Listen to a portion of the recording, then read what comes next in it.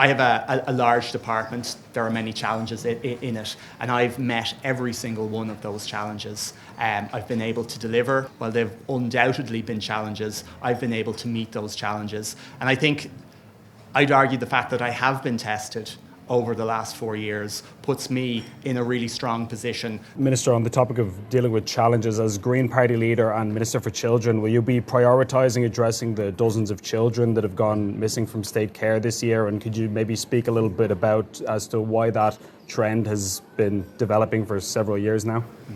Thanks, Ben. So as we know, following the very significant increase in Ukrainian and international protection applicants we've seen since 2022. We've also seen a very significant increase in the number of separated children. So these are children arriving in Ireland without an adult or a guardian with them. And those children fall within the responsibility of Tusla. Tusla has had to provide significant additional accommodation to meet the needs of those children. Where a child goes missing from a Tusla accommodation, there's a clear protocol that applies with An Garda Síochána in terms there's a joint operational protocol between An Garda Síochána and Tusla, and that operational protocol is applied because of the increased number of people seeking, increased number of children seeking international protection. We, Tusla and An Garda Síochána, are currently revising that protocol to make sure we're in the best position possible where a child goes missing to engage with international bodies to ensure that those children can be located.